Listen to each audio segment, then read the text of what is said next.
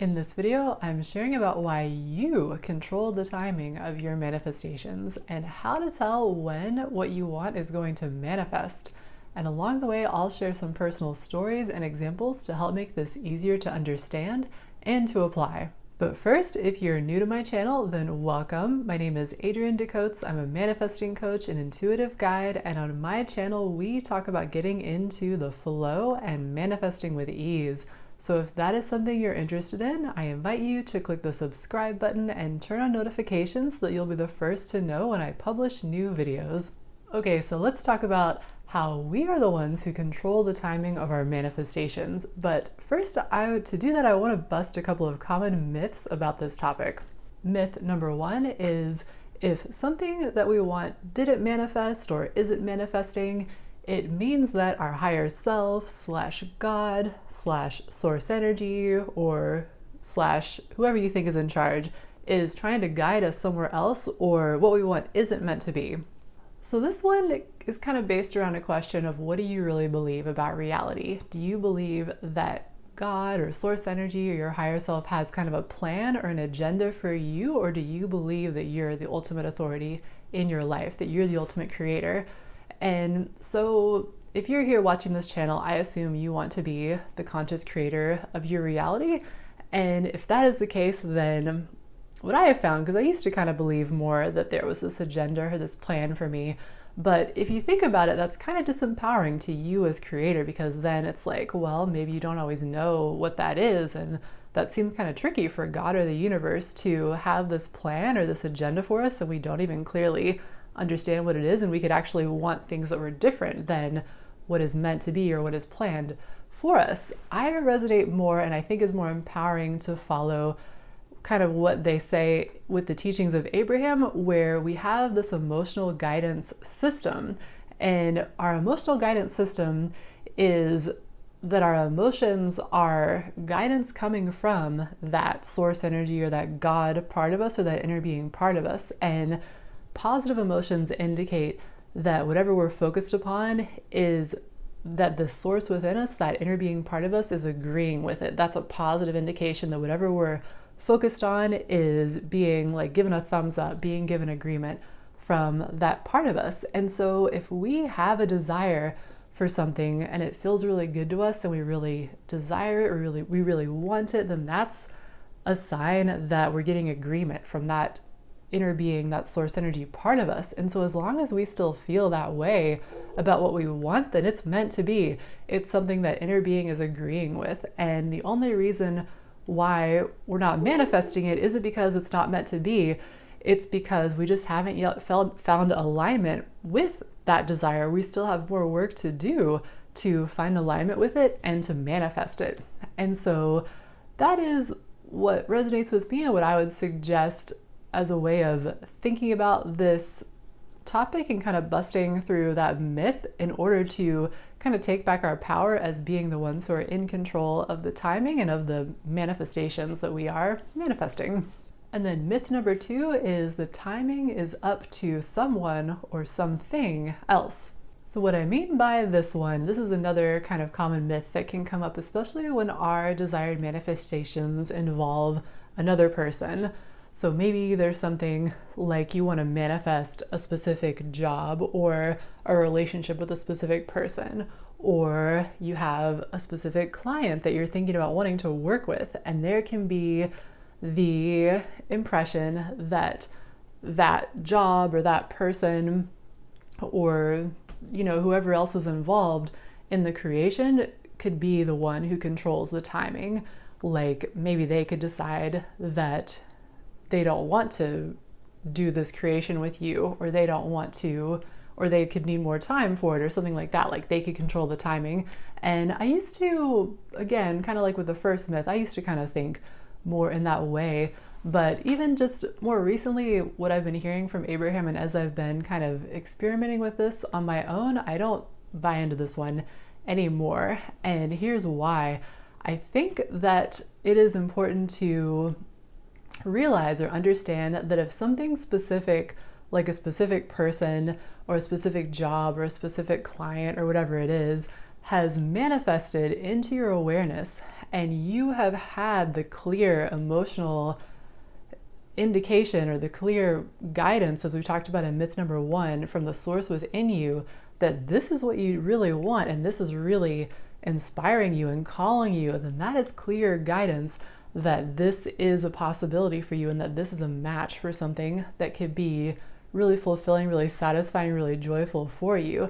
And also, like, our vibration is what attracts and what manifests these specific things into our reality. So logically, it goes to reason that if we've attracted the person or the opportunity, the job, the client, whatever it is, into our reality, then we can attract the experience with that person or whoever it is, whatever it is, that aligns with what we most want. Otherwise, they wouldn't have been attracted into our reality to begin with. So this is one to kind of ponder and test and experiment with on your own. I've definitely been doing experiments with this as I have been considering more of this way of looking at things, of kind of how my vibration, my assumptions about other people or about situations that involve other people influence how people respond back to me. I shared this story in a previous video, but I feel inspired to share it again because there was one clear example that really kind of demonstrated to me the power of my influence upon how other people responded to me. Was several years ago, probably like 12 years ago or something at this point, when I was living in a kind of like a group house situation where it was a bunch of us roommates and housemates. Over time, it grew to be like 10 to 12 people living in one giant house in Southeast Portland. It was a lot of fun most of the time, but as you can imagine, with that many people living under one roof, there were occasional personality clashes and times where it could be overwhelming and I could have disagreements with housemates. And so because back then I was also a big, Abraham geek and everything like that, and law of attraction geek, when I would have kind of a tense interaction with a housemate or a disagreement or something, I would be thinking, okay, this is not what I want to manifest, especially because, I can't just go away from this person. They're my housemate. I'm going to keep seeing them every day pretty much after this. So what I did was I would do Abraham's positive aspects process, the book of positive aspects. And basically what that is you take something and you write down its positive aspects. And so I would do this for a housemate that I had a disagreement with. I would, at first it would be hard to focus and find the positive feelings about this person or the positive aspects, the things I appreciated about them. But I would, sit there and focus until I could genuinely find things that I appreciated. And as I did that, I could feel myself shifting back away from a feeling of animosity or tension or annoyance with that person and back into a feeling of appreciation and love and more softness and sensitivity to their perspective and things like that. So I could feel that shift happen within me. And so I would just do that practice, and then the next time that I would see that person, it was uncanny that they would be acting in a totally different way than they had been acting before. And it would not be an interaction that was like triggering to me or was annoying to me or whatever it was. Like, their behavior was totally different.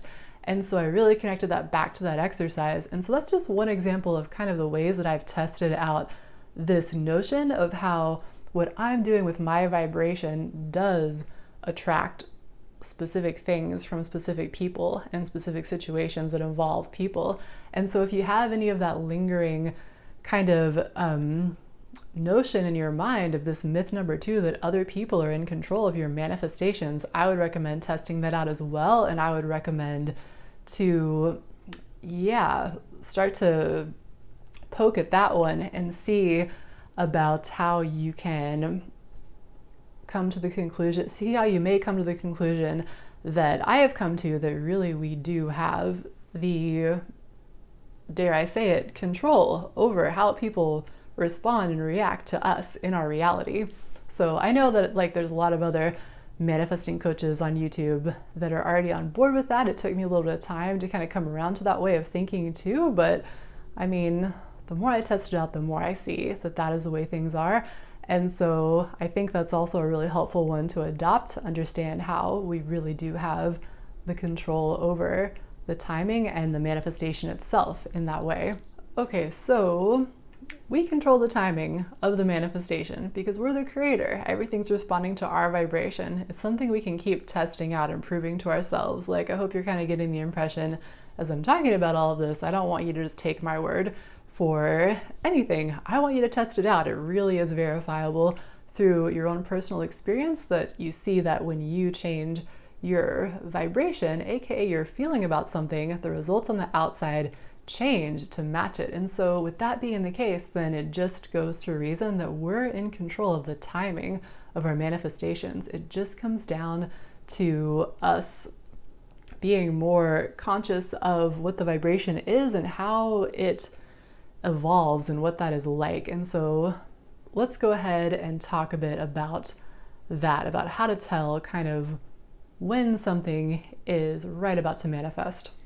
So really, to make it simple, the key thing to understand is that manifesting is an emotional journey. So again, manifesting is not a journey of other people getting it together and getting ready for what you want to happen. It's a journey and a process of us getting ourselves into vibrational alignment with what we want. So moving from some form of not being in alignment to a form of being a match for what we want. And like I said, to put it simply, you think of it as an emotional journey because vibration equals emotion. And so the emotion that we are going for is, as Abraham says, when it feels like the next logical step, that is when something manifests. And so what do they mean by next logical step? Basically, when it feels like it's just something that you expect to happen next, it feels like very doable, it feels very reasonable, it feels like obvious and natural that this thing could happen next. So that is kind of the feeling that we're going for when we're wanting to understand when something is about to manifest. So to go a little bit deeper into this, I want to share a quote from the Abraham book, The Astonishing Power of Emotions. So they say, "We are exhilarated about what's downstream for you. We've seen it. It's good. It's going to knock your socks off when you allow yourself to float in the direction of it at first. But by the time it's ready to manifest, it will feel so much like the next logical step that you'll say, 'Oh, there you are. I knew you were there. I could feel you.'" Yeah, so that quote kind of describes it in a nutshell. It's like at first, when we come to the conclusion that we really want something, a lot of times it can feel really big, it can feel really exciting, it can feel kind of outrageous and really like light us up and everything. And as we get closer to manifestation, it starts to feel, still good and still exciting to some degree, but it feels less like, oh my gosh, I can't believe that could actually happen to me, and more like, oh yeah, of course that's gonna happen. It seems like obvious that would happen next. So that's really the journey, is kind of moving from this feeling of some degree of unlikeliness around the manifestation, like you really want it, it's really lighting you up, to feeling like, oh yeah, this is just kind of a natural thing that would happen to me, like feeling like this is just something that's obvious for you, or that's natural, or kind of meant to be for you.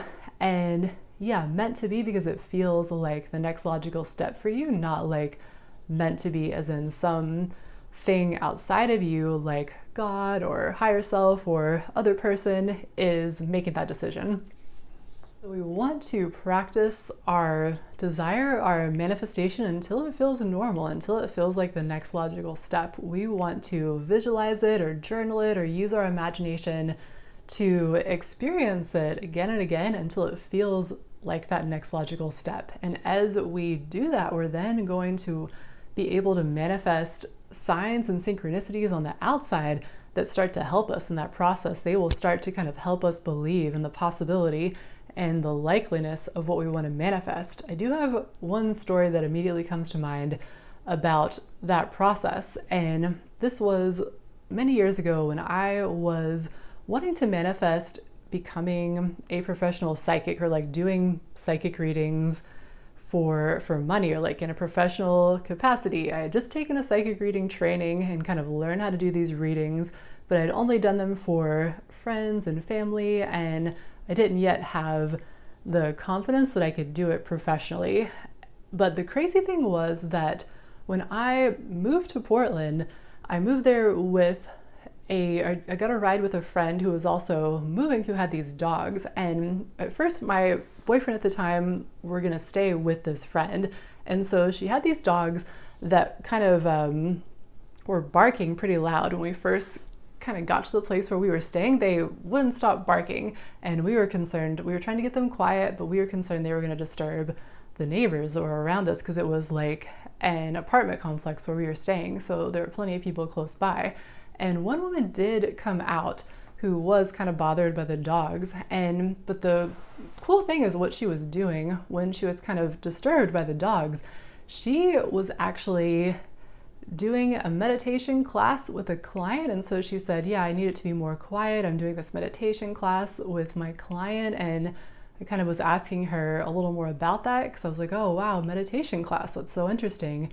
And she was like, yeah, I'm a psychic actually. And we kind of got to talking because I was like, wow, I've just finished this training program and that's kind of the work that I want to do. So she also was a big Abraham Hicks student. I was like, wow, I really love Abraham's work as well. And so anyway, like the thing about this story is she was like the first person that I met in Portland after moving here. And she was doing the job that I wanted to do. So it was like, wow, what a synchronicity, what a sign, what a confirmation that kind of helped me then start to normalize more and more. Because I don't know if I had met very few kind of professional psychics before because I did the training program online and everything. So that was one example of kind of like a sign or something that could manifest that helped me then shore up my belief and be able to more easily then manifest that intention. Because a few months later, I did start to do the readings professionally, which I wanted to do.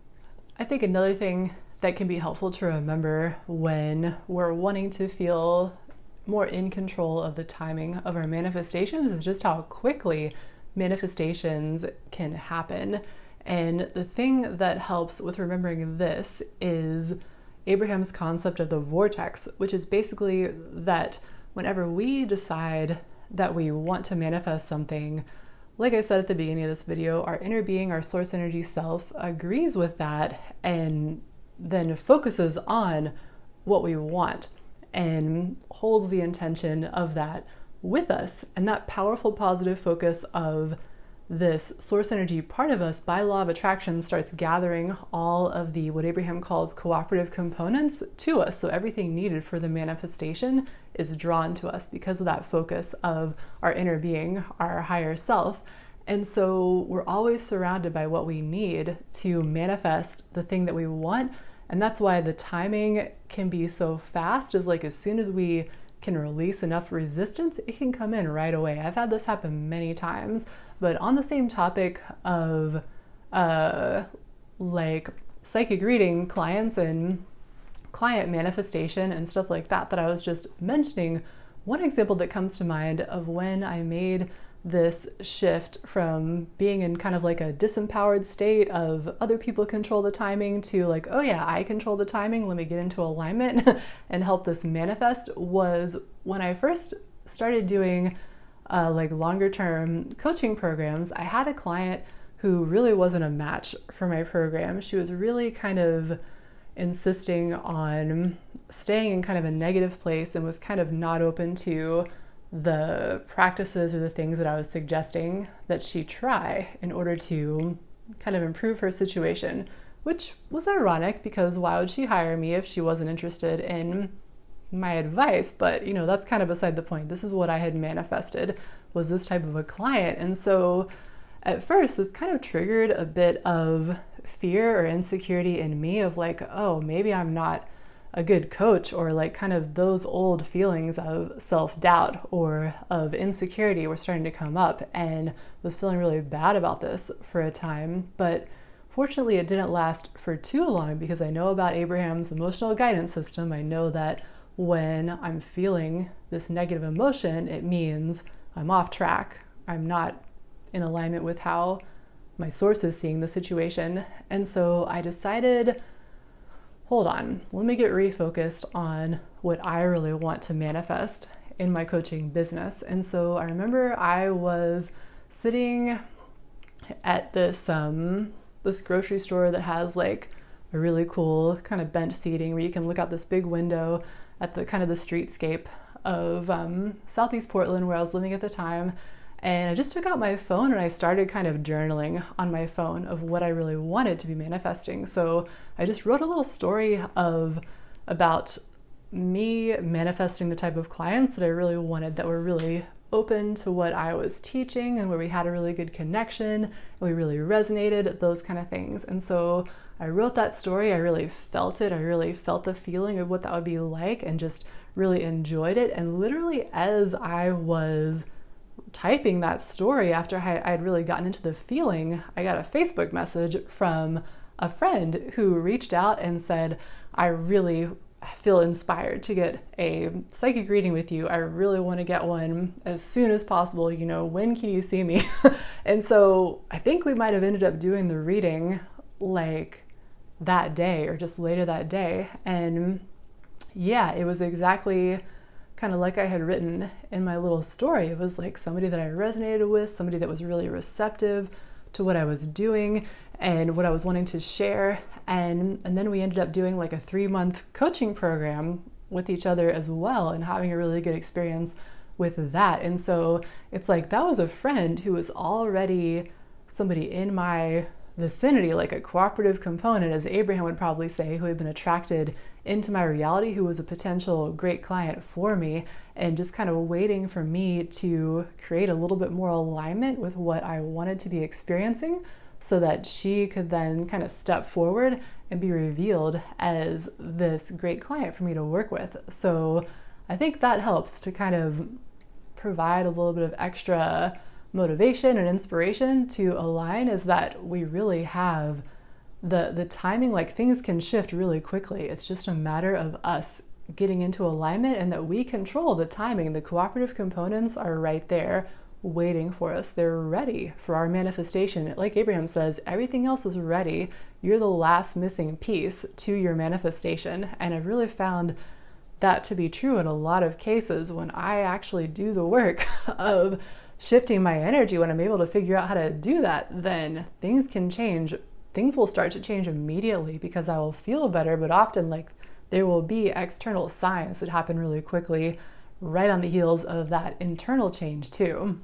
Okay, so those are some of my thoughts on how we control the timing of our manifestations and how to tell when something is about to manifest. But I would love to know what you think about this topic. Do you have any questions about the topic or any experiences you'd like to share or thoughts about what I talked about in this video? I would love to hear from you. So definitely leave a comment down below if you have anything to share about this topic. And if you would like more manifesting tips and tricks and inspiration from me, like always, I have a link to my free guide to the 7 habits of highly magical people in the description box below this video. It's a free download, so you can request that if you are interested. And as I am filming this video, I am approaching summer, where I am having a lot more kind of free time and availability. And so I would like to invite you, if you're interested, if you've been watching these videos a while, if you resonate with me, if you feel that you would like some specific guidance or support with what you're manifesting, I offer Manifest Faster psychic reading sessions, and you can learn more about those also in the description box below this video. I've put a link to the page on my website that talks all about these sessions. Thank you so much for joining me today for this look at how we control the timing of our manifestation and how to tell when what we want is going to manifest. If you enjoyed this video, I definitely recommend this next video all about how to manifest outrageous things, because it goes more fully into that concept of how to normalize what you want to manifest so that you can more easily create it. Thanks again for watching. Until next time, happy manifesting.